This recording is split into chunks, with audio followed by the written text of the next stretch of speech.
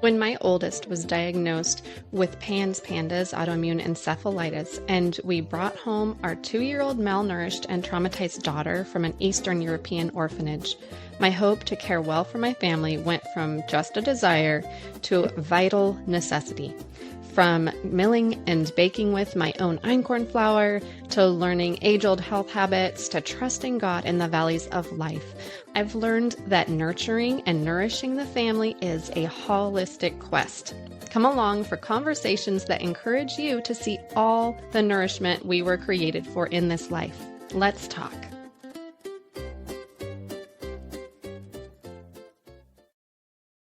Hey guys, welcome to the Nurture and Nourish podcast. I am Krista. I am Krista from Hilltop in the Valley blog and YouTube channel and now podcast. Today we are going to be talking about one of my favorite things to talk about. I do a lot of recipes over this on the blog. This is einkorn. Einkorn is the original wheat. This is the mother of all other wheats. So every time you see a wheat bread in the store, it is a baby that came from einkorn, the original wheat from thousands of years ago. So we are going to talk a little bit about this today. We're going to talk about what einkorn is, the history of it, and then we're going to talk about some of its benefits, some of the chemical structure that makes it unique and also gives it the nutritional qualities that it has. So this is going to be a fun episode, and I think this will set you up for not just some good knowledge, but also some baking that you are going to want to do later on with this grain. So first of all, einkorn is the original wheat. As I said, it is first. So the way I like to explain this is through the talk about hybridization. So hybrids are the babies that come out of the mama and papa. If you looked at, let's say, a tomato, and they called it an heirloom tomato, hybrids are going to be the ones that come from the heirloom tomatoes of old. So hybrids are simply the combinations that come out of them. If you were to take a Labrador dog, and then you had the mom be a lab, the dad was a poodle, the baby or hybrid that would come out of that would be a labradoodle, right? Now, interestingly, another way to look at this is to go backwards, and it's really interesting to find out that scientists have now been able to track the genes of mankind. So they've found that there was one original woman, one female, who was basically the mother of all other not all of our females, all other mankind. And they're able to trace her back to the Africa area. So she would be the mother of all mankind, right? And it's funny, they have named her Eve. They've also done this with one man that they can trace back as the original father of all mankind.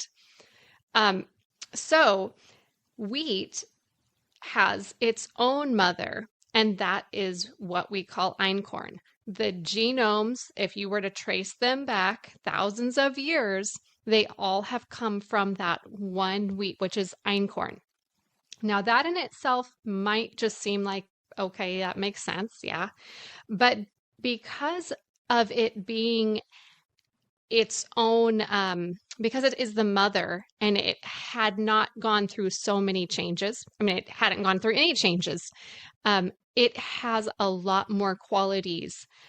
Some of them we don't like because maybe they don't have like the high gluten content that things have nowadays. But a lot of these qualities are actually way more nutritious. They are what we were meant to be eating. So we're going to look at this a little bit. Einkorn has 14 chromosomes. This is significant because if you look at modern day wheat, and I think I got these, I can't remember if I got these numbers, not for the chromosomes, but the numbers to follow. I believe they are from soft white wheat. I can't remember for sure though, because there were a couple different ones.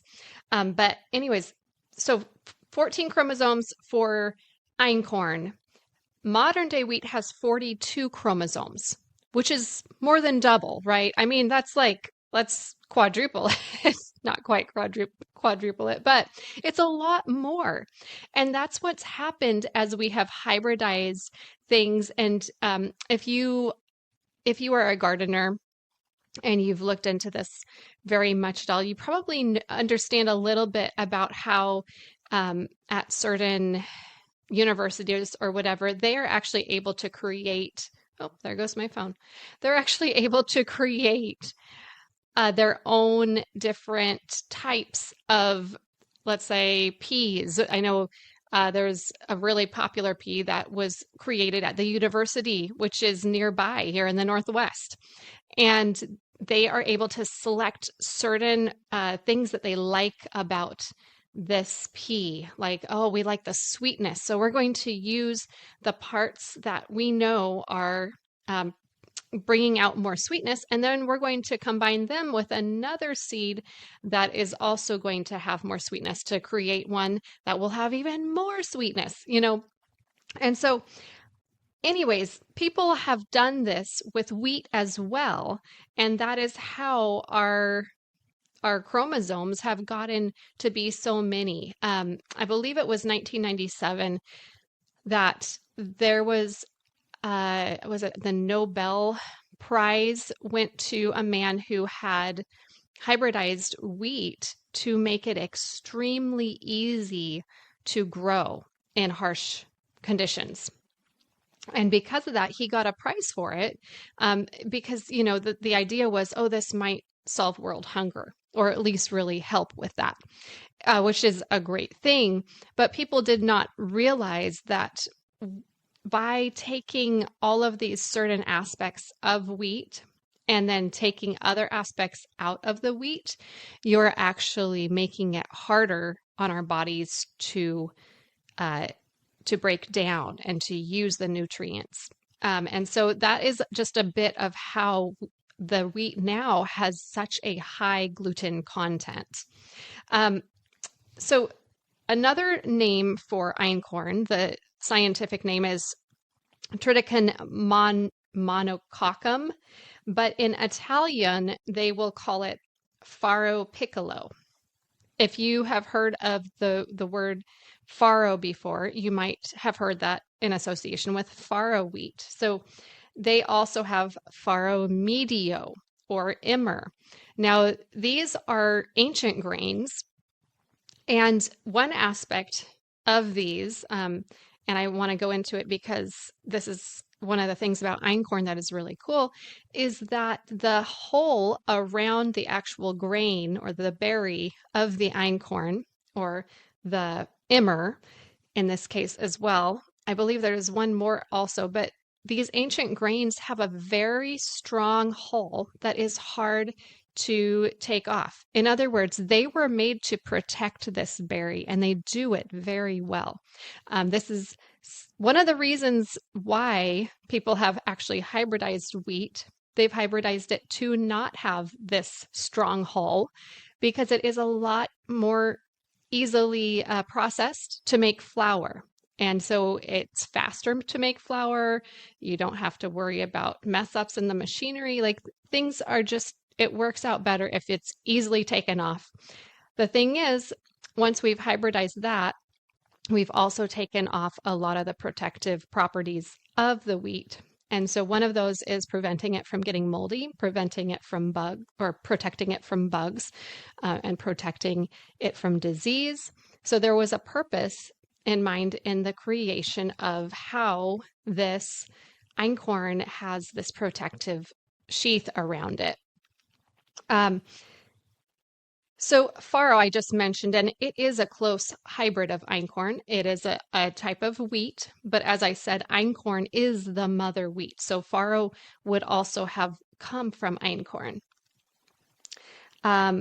Let's talk a little bit about the nutritional qualities because this is a big deal also.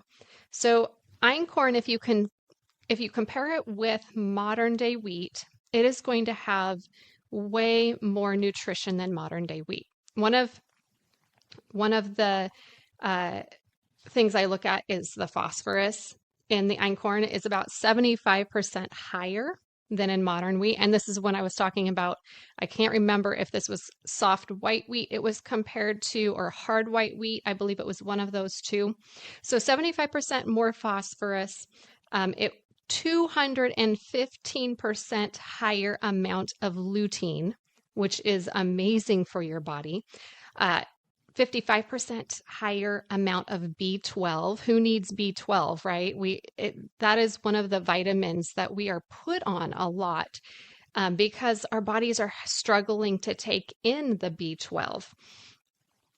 So I got these numbers off of, there are some great charts, and I will link on this podcast. I have some articles that I have on my blog that will also the link over to where these charts are.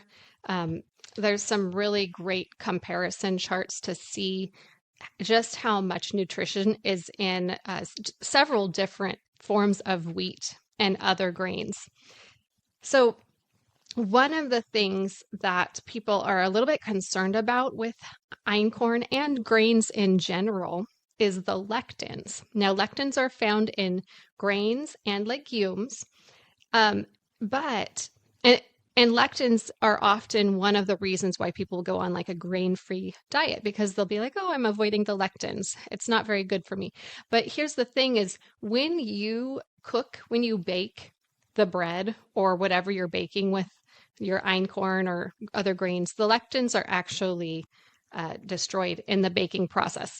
So that's one thing people don't talk about a lot, but it is true.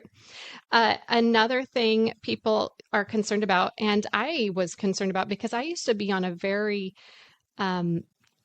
low grain / grain-free diet, almost like a paleo diet.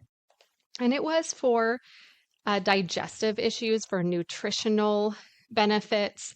But the phytic acid was one of the things that I would hear, oh, that's the phytic acid in these grains binds up minerals. You need to be careful of it.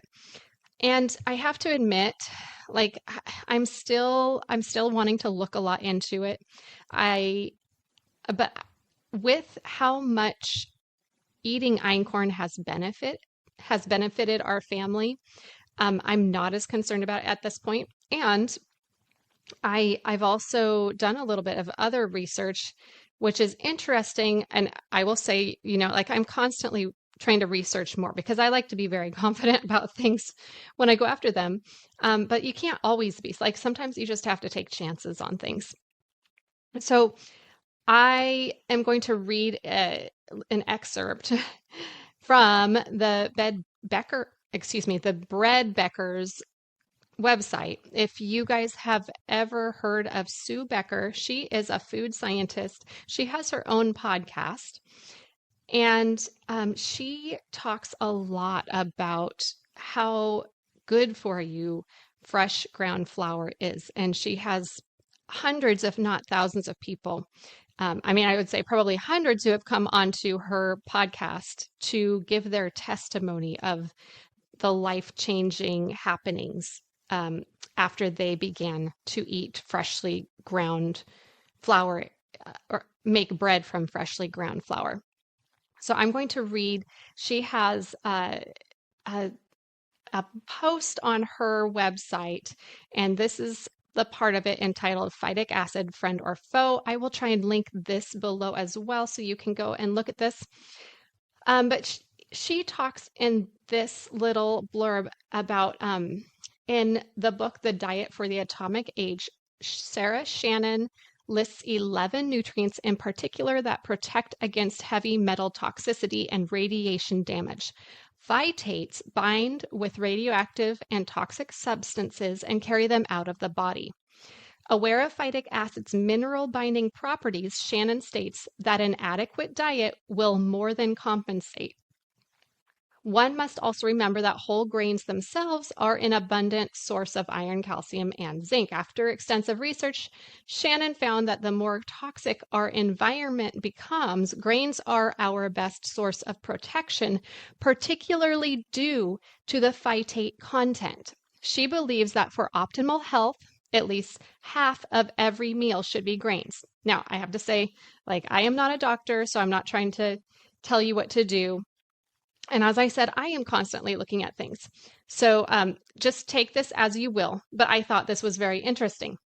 The next part I am going to read is just the next paragraph. Studies show that phytic acid, particularly from wheat bran, actually stimulates the productions of phytase in the small intestine. The fact that phytase can be produced in the small intestine eliminates the necessity of fermenting all grains before consuming them, as in the case of unleavened breads, quick breads that do not use yeast as leavening, and or boiled grains. Phytase activity in the small intestine actually increased, not decreased, the absorption of minerals, especially calcium. This was from the Journal of Nutrition in 2000. Let's see, over the years, we have seen, and she talks about what they have seen in their own work, numerous people healed of lifelong anemia issues after they began grinding their own grains to make their bread. How could this be if phytic acid in the bran kept iron from being absorbed? She goes on and on. She goes on about inositol is a key B vitamin necessary for the metabolism of fat and cholesterol. Whole grains are a valuable source of inositol, as well as choline and lecithin, which are also important in the breakdown of cholesterol. This may explain why so many people have reported a significant reduction in cholesterol levels once they began making their own bread from freshly milled grains. And phytic acid can be digested in humans and actually releases inositol during the process. So these are some interesting points that she brings up about phytic acid that we really do have to ask yourself when we're looking at something that looks like it doesn't work in the body. You really have to take in all of the different points.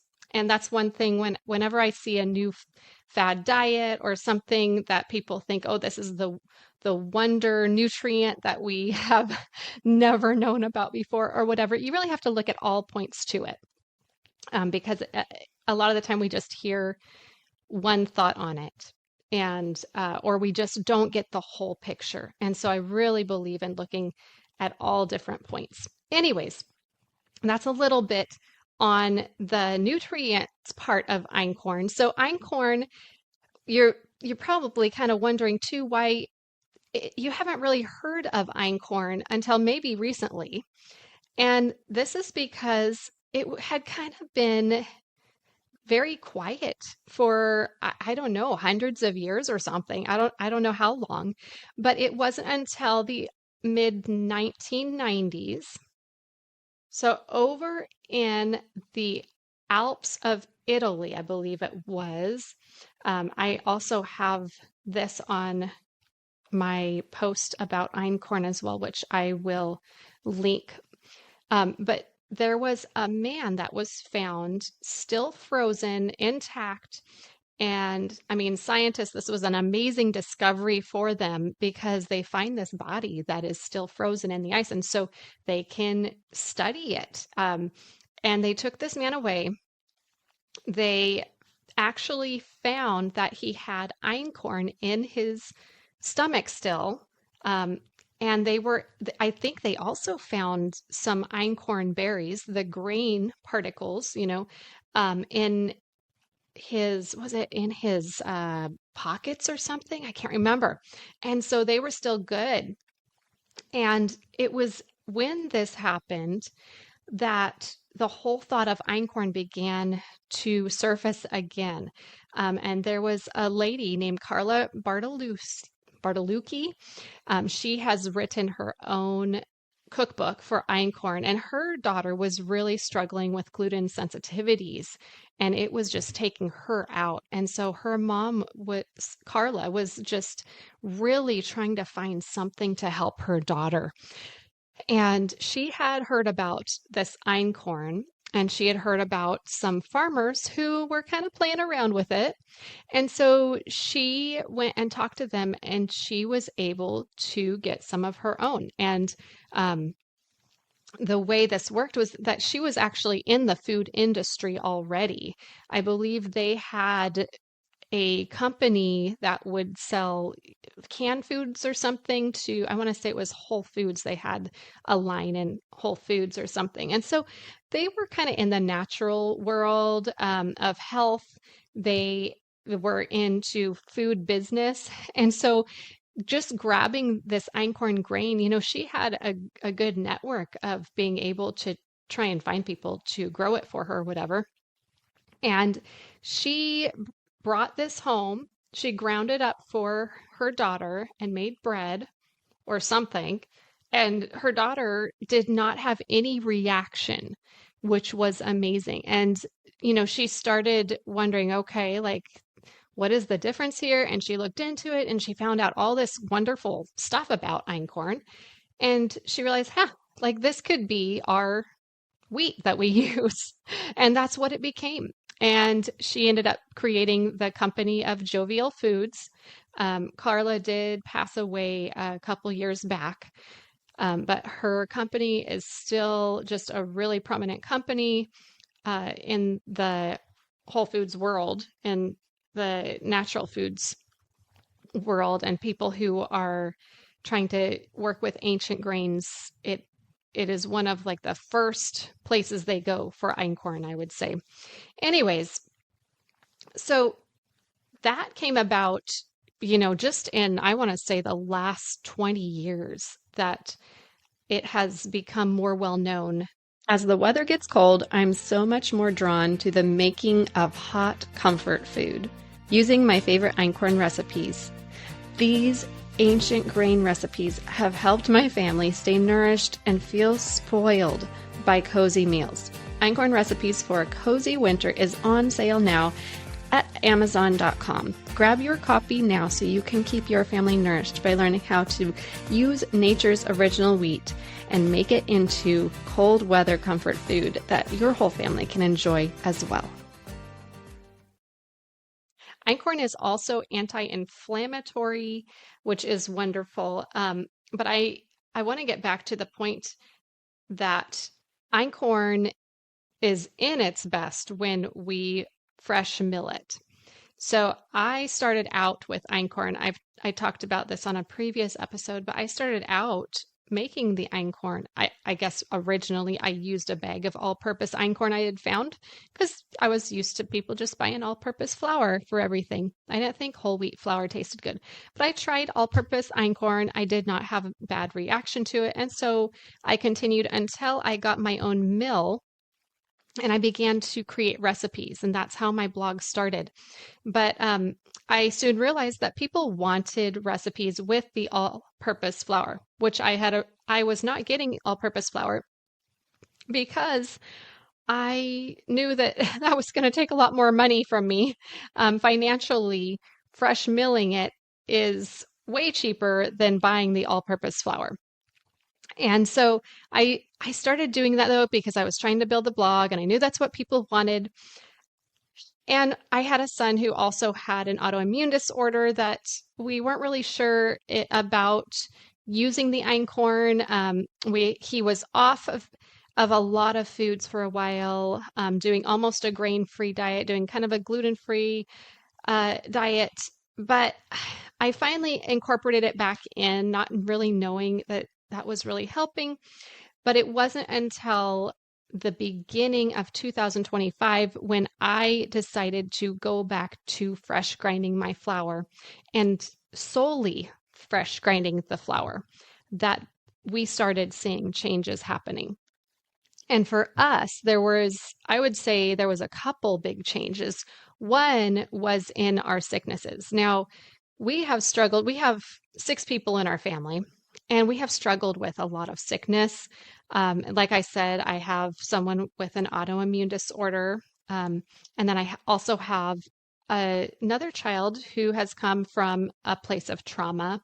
And so there's just a lot that hits the immune system with both of those issues.